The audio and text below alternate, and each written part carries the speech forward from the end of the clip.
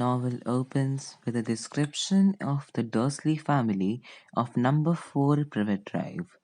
Vernon Dursley, an overweight man with a bushy mustache, works as a director of a drill making firm while his wife Petunia is thin and blonde and has particular penchant of spying on the neighbors.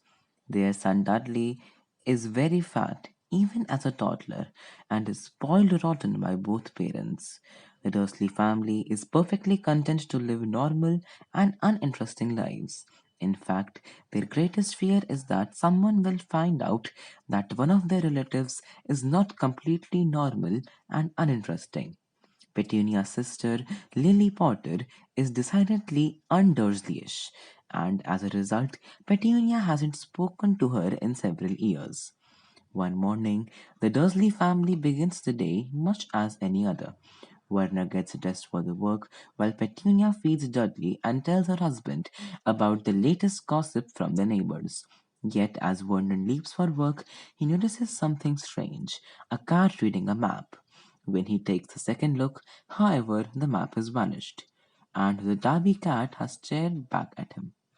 Convinced that he is imagining things, Werner continues his drive to work. While stopped in traffic, though, Werner notices another strange thing.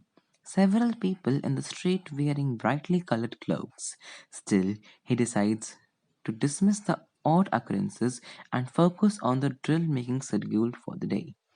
When Vernon leaves for his lunch break, he is again irritated to notice numerous people wearing brightly colored cloaks and smiling together excitedly. As he passes by, he overhears some of them talking about the Potters, and in the moment of terror, he wonders if they might be talking about his bizarre sister in law and her family. Although he tries not to worry about it after all, Potter is a very common name. Vernon spends the rest of the day in a state of distraction until 5 p.m. when he can go home to talk to Petunia about the strange goings on of the day. When he gets to his house, he is confronted by the same tabby cat as the morning, now sitting on his garden wall. Petunia's day has been completely normal, and Vernon wonders if he should even bother telling her about the strange whispers about the Potters. It must have been a coincidence. But still, the television news report was full of strange occurrences, showers of shooting stars, and hundreds of owls flying during the day. Vernon wonders if the mention of the Potters was an coincidence after all. As he uneasily falls asleep, Vernon concludes that even if those strange people in the cloaks were talking about his sister in law and her family, it would hardly have any effect on his life. A few minutes before midnight, a tall, thin man named Albus Dumbledore suddenly appears on the street corner of the Privet Drive. Using a silver put-outer, Dumbledore swiftly puts out all of the street lamps until the street is completely dark and then notices the tabby cat, still keeping watch on the corner.